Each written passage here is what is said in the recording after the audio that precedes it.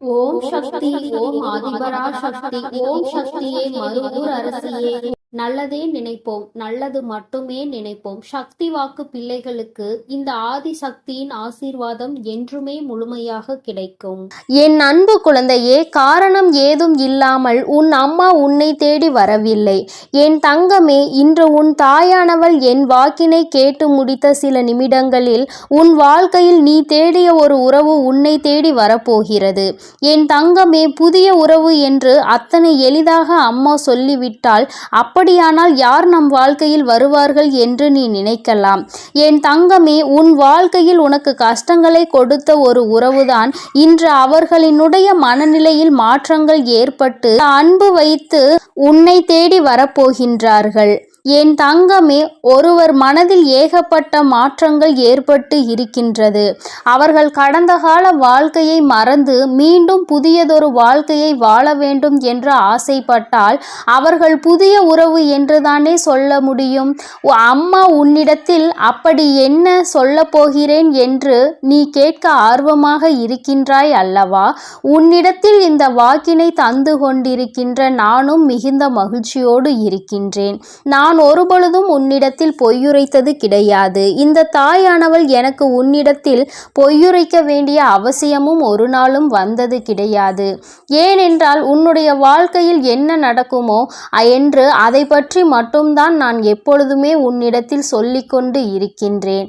என் குழந்தைக்கு என்னவெல்லாம் வாழ்க்கையில் கொடுக்க வேண்டும் என்று நான் நினைக்கின்றேனோ அதையெல்லாம் சரியான நேரத்தில் உன் கைகளில் கொண்டு வந்து நான் தந்து விடுவேன். என் தங்கமே, இது நாள் வரையிலும் உன் வாழ்க்கையில் நீ அடைந்த அத்தனை கஷ்டங்களும் சோதனைகளும் இந்த உறவு மனமாறி உன் வாழ்க்கையில் மீண்டும் வந்த பிறகு எல்லாமே தலைகீழாக மாற்றத்தை அடைய போகின்றது. ஒவ்வொரு நாளும் நீ சந்தித்த சோதனை காலம் எல்லாம் முடிந்து இனிமேலும் இந்த வாழ்க்கையில் உனக்கு எந்த கஷ்டங்களும் இல்லாமல் சந்தோஷத்தை நீ முழு மனதார அனுபவிக்க போகின்றாய். இந்த அம்மா உன்னோடு உன்னுடைய வாழ்க்கையில் வந்துவிட்ட பிறகு நான் உனக்கு கஷ்டங்களை நிரந்தரமாக்கி விடுவேனா என்ன? நிச்சயமாக உனக்கு இதிலிருந்து நல்லதொரு தீர்வினை நான் கொடுக்க வந்திருக்கின்றேன். என் தங்கமே, நான் உன்னை கண்டு உன்னுடைய மனதில் இருக்கின்ற எண்ணங்களை என்னவென்று ஆராய்ந்த பொழுதுதான் எனக்கு புரிந்தது. உன்னை விட்டு பிரிந்த ஒரு உறவை நினைத்து நீ என்னாலும் மனவேதனையில் இருந்து கொண்டிருக்கிறாய் என்று. உறவு என்பது எல்லோருக்குமே இங்கு அத்தனை பெரிய மகிழ்ச்சியை கொடுக்கக்கூடியதாக இருக்க வேண்டும். ஆனால் உனக்கோ அது பாதி சந்தோஷத்தையும் பாதி மனவேதனையையும் கொடுத்தது. கடைசியில் இது நமக்குள் சரிப்பட்டு வராது என்று சொல்கின்ற அளவிற்கு பிரச்சனைகள் முற்றிய பிறகு பிரிவினைகளை சந்தித்து இப்பொழுது மனவேதனையில் இருந்து கொண்டிருக்கின்றாய். நீ எந்த ஒரு விஷயமானாலும் தன் கையில் இருக்கும் பொழுது அதனினுடைய அருமை இங்கு யாருக்கும் தெரிவது கிடையாது. தன்னை விட்டு பிரிந்த பிறகுதான் அதன் அருமை என்னவென்பது இங்கு எல்லோருக்குமே புரியும். அதுபோலதான் உனக்கும் அவர்கள் என்னதான் கஷ்டங்களை கொடுத்தாலும் எவ்வளவுதான் காயங்களை கொடுத்தாலும் அருகில் இருக்கும் பொழுது இருந்த ஒரு சந்தோஷம் சண்டையிட்டாலும் பிரச்சனைகள் வந்தாலும் இருக்கிறார்கள் என்று இருந்தது. சந்தோஷம் இப்பொழுது இல்லை என்று நினைக்கும் பொழுது மனது மிகவும் வேதனையை அடைந்து கொண்டிருக்கின்றது. என் தங்கமே, இந்த சூழ்நிலையில் இருந்து உன்னை எடுக்க வேண்டியது என் பொறுப்பு. அதனால்தான் அம்மா உன்னை தேடி இப்பொழுது உன் முன்னால் வந்து நின்று கொண்டிருக்கின்றேன். என் தங்கமே, முதலாவது நீ தெரிந்து கொள்ள வேண்டியது அதி முக்கியமான விஷயம் என்ன தெரியுமா? இந்த துணைக்கும் உனக்கும் இடையின் ஏற்பட்ட பிரச்சனைகளுக்கு காரணம் என்ன என்பதை தான். என் தங்கமே, அருகில் இருக்கும் பொழுது அவர்களினுடைய அருமை தெரியாமல் போனாலும் இப்பொழுது உனக்கு மீண்டும் அந்த வாழ்க்கை தொடர்ந்தால் பிரச்சனைகள் தான் வரும் என்று தெரிந்தாலும் கூட பரவாயில்லை. இந்த வாழ்க்கையே போதும் என்று நினைக்கின்ற அளவிற்கு உன்னுடைய மனப்பக்குவம் வந்துவிட்டது. பொதுவாகவே எத்தனைதான் ஆசைப்பட்டு செய்த வாழ்க்கையாக இருந்தாலும் அல்லது மற்றவர்கள் ஏற்படுத்தி கொடுத்த வாழ்க்கையாக இருந்தாலும் சரி, எந்த ஒரு வாழ்க்கையாக இருந்தாலும் நிச்சயமாக ஏதாவது பிரச்சனைகள் வரத்தான் செய்யும். ஆரம்பத்தில் எப்பொழுதுமே ஒருவரினுடைய ஒருவர் எண்ணங்களை ஏற்றுக்கொள்ளக்கூடிய மனப்பக்குவம் இல்லாமல் தான் இருக்கும். ஆனால் நாட்கள் செல்ல செல்ல குடும்பம் குடும்பம் அடுத்த நிலைக்கு செல்லும் பொழுது நிச்சயமாக ஒருவருக்கொருவர் மனப்புரிதல் ஏற்பட ஆரம்பிக்கும். என் தங்கமே, முதலில் இந்த புரிதல் உனக்குள் இருக்க வேண்டும். இனிமேலும் இந்த வாழ்க்கையில் இது போன்ற ஒரு பிரச்சனைகளால் பிரிவினை என்பது ஏற்படக்கூடாது. இது முதல் முறை என்பதால் அம்மா உன்னிடத்தில் இத்தனை நேரமும் இந்த விஷயத்தை பற்றி பேசிக் கொண்டிருக்கிறேன். நிச்சயமாக அடுத்த முறை இது மிகப்பெரிய பிரிவினையை ஏற்படுத்தி கொடுத்துவிடும். இந்த முறையே கிடைக்கின்ற வாய்ப்பினை சரியாக பயன்படுத்தி கொண்டு உங்கள் வாழ்க்கையின் மீது இருக்கின்ற அக்கறையை சரியாக காட்ட வேண்டும்.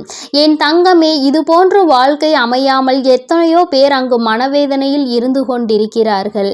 இங்கு நீங்கள் கிடைத்த வாழ்க்கையை தொலைத்துவிட்டு மறுபடியும் வாழ்க்கையை ஏற்படுத்த முடியுமா என்று சிந்தித்து கொண்டிருக்கின்றீர்கள்.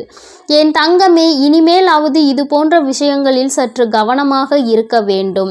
என் தங்கமே, ஒரு விஷயத்தை நீ தெளிவாக புரிந்து கொண்டிருப்பாய். ஆனால் இப்பொழுது அம்மா உன்னிடத்தில் சொல்வது என்னவென்பதை உன்னால் நிச்சயமாக உணர முடியும். ஏனென்றால் ஒன்று நிச்சயமாக இருக்கின்றது. என் தங்கமே, ஆண்கள் இல்லாமல் ஒரு பெண்ணால் வாழ்ந்துவிட முடியும். நிச்சயமாக ஒரு பெண் இல்லாமல் ஒரு ஆணால் கடைசி காலத்தில் தனியாக வாழ்வது என்பது சற்று கடினமான விஷயம்தான். என் தங்கமே, நீ நினைக்கலாம், அம்மா நீ பெண் என்பதால் பெண்ணிற்கு எப்பொழுதும் நீ ஆதரவு கொடுக்கிறாயா என்று என் பிள்ளை என்னிடத்தில் நீ கேட்கலாம். என் தங்கமே, வாழ்க்கையினுடைய சில யதார்த்தங்களை புரிந்து கொண்டுதான் அம்மா உன்னிடத்தில் சொல்கின்றேன். பெண் என்றாலும் ஆண் என்றாலும் இரண்டு பேரும் என்னுடைய குழந்தைகள். யாருக்கு கஷ்டம் என்றாலும் இந்த தாயானவள் நிச்சயமாக வருவேன். என் தங்கமே, அம்மா இப்படி சொல்வதற்கான காரணத்தை உன்னிடத்தில் சொல்கிறேன். இப்பொழுதாவது உனக்கு புரிகிறதா என்று ஒரு முறை சிந்தித்து பார். என்ன தெரியுமா என் தங்கமே, இன்றோடு வாழ்க்கை நின்று விடுவதில்லை. தன்னுடைய குழந்தைகள் பேர குழந்தைகள் என்று வாழ்க்கையும் குடும்பமும் பெருகி கொண்டே இருக்கும். என் குழந்தையே, இந்த நேரத்தில் ஒரு பெண்ணானவள் இந்த உலகத்தை விட்டு சென்று விடுகிறாள் என்றால் என் தங்கமே, ஒரு ஆண் முதலில் தன்னுடைய மனைவியை தவிர வேறு யாரிடத்திலும் கையேந்தி உணவு உண்ண விரும்ப மாட்டான். சில நேரத்தில் தனக்கு எத்தனைதான் அருமையான குடும்பம் இருந்தாலும், எல்லோரும் தன்னை எத்தனைதான் தாங்கி தாங்கி பார்த்தாலும், தனக்காக எத்தனையோ அன்பினை காட்டி உணவு சமைத்து பரிமாறினாலும் அந்த மனைவி இல்லை என்ற ஒரு ஏக்கம் அவர்களுக்குள் இருந்து கொண்டே இருக்கும். சுயமாக எல்லோரிடத்திலும் அத்தனை எளிதாக அவர்கள் அனுசரித்து விட முடியாது. யாரேனும் ஒரு வார்த்தை அதிகமாக பேசிவிட்டால் அதை தாங்கிக் கொள்ளக்கூடிய மனப்பக்குவம் அவர்களுக்கு இருக்காது. வாழ்க்கை எதற்கு என்ற எண்ணம் அவர்களுக்குள் அந்த அளவிற்கு ஒரு சூழ்நிலையை நிச்சயமாக ஏற்படுத்திவிடும். என் தங்கமே, அதே நேரத்தில் ஒரு பெண்ணானவள் தன்னுடைய குடும்பத்தில் இருக்கின்ற எல்லோரையும் ஒரே நேரத்தில் அரவணைத்து கொண்டிருப்பவள். அத்தனை பேரும் எப்படியெல்லாம் பேசுவார்கள், எப்படியெல்லாம் நடந்து கொள்வார்கள் என்பதை நன்கு உணர்ந்தவள். தனக்கு தேவையான விஷயங்களை தன்னாலேயே செய்து கொள்ள முடியும் என்ற எண்ணத்தை கொண்டவள். யாரையும் நம்பக்கூடாது என்பதில் தெளிவாக இருக்கக்கூடியவள். இது போன்ற ஒரு ஆணால் இருக்க முடியுமா என்றால் நீண்ட காலத்திற்கு அவர்களால் அதனை செய்துவிட முடியாது என்றுதான் அம்மா சொல்கின்றேன். யாராக இருந்தாலும் சரி, கடைசி காலத்தில் ஆணுக்கு துணையாக பெண்ணும், பெண்ணுக்கு துணையாக ஆணும் இருக்க வேண்டும். ஏனென்றால் கடைசியில் அவர்கள் தங்களினுடைய மன உணர்வுகளை பகிர்ந்து கொள்வதற்கு கூட யாரும் இல்லாமல் தனிமையாக இருந்துவிடக் கூடாது என்றுதான் அம்மா இப்படி சொல்கின்றேன். இங்கே நிறைய பேர் வாழ்க்கை துணையே வேண்டாம், வாழ்க்கையே வேண்டாம், தனிமையில் இருந்து விடுவேன் என்று நினைக்கின்றார்கள். வயது முதிரும் பொழுது, உடல் தளரும் பொழுதுதான் ஒரு துணை இருந்திருக்கலாம் என்று தோன்றும். அன்று வருத்தப்படுவதினால் எந்த லாபமும் கிடையாது. அதனால் இருக்கின்ற துணையை பத்திரமாகவும், இனிமேல் வாழ்க்கையில் துணை இல்லாமலும் இருக்கக்கூடாது என்பதையும் முடிவு செய்து நல்லபடியாக உன்னுடைய வாழ்க்கையை நீ வாழ்ந்து காட்ட வேண்டும். என் அன்பு குழந்தைக்கு இந்த தாயானவளினுடைய ஆசீர்வாதங்கள் எப்பொழுதுமே முழுமையாக இருக்கும். என் தங்கமே, உனக்கும் உன்னுடைய உறவிற்கும் சிறு சிறு பிரச்சனைகள் இப்பொழுது இருந்தாலும் கூட, தவறு அவர்கள் பக்கம் இருந்தாலுமே கூட நீ இறங்கி போவதில் எந்த ஒரு தவறும் கிடையாது. அவர்களிடம் நீ சமாதானமாக பேசி அவர்களை உன்னிடத்தில் அழைத்து வந்து ஒரு சந்தோஷமான வாழ்க்கையை வாழ நீ தயாராக என் தங்கமே. இருவரும் சேர்ந்து இருந்தால் மட்டும்தான் அது ஒரு குடும்பமாக பார்க்கப்படும். இருவரும் பிரிந்து இருந்தால் அது ஒரு குடும்பமாக யாராலும் பார்க்கப்படாது. அதனால் உன்னுடைய கோபதாபங்களை எல்லாம் விட்டுவிட்டு உன்னுடைய மனைவியிடமோ உன்னுடைய கணவன் கணவனிடமோ ஏதேனும் பிரச்சனைகள் இருந்தால் நீ மனதை மாற்றிக்கொண்டு அவர்களிடம் மன்னிப்பு கேட்டு உன்னுடைய வாழ்க்கையை மீண்டும் சிறப்பாக ஆரம்பித்தால் இந்த வராகி அம்மா எப்பொழுதும் உன்னோடு இருந்து அந்த வாழ்க்கையை உனக்கு சிறப்பாக நடத்தி கொடுப்பேன் என்பதில் எந்த ஒரு மாற்று கருத்தும் இல்லை.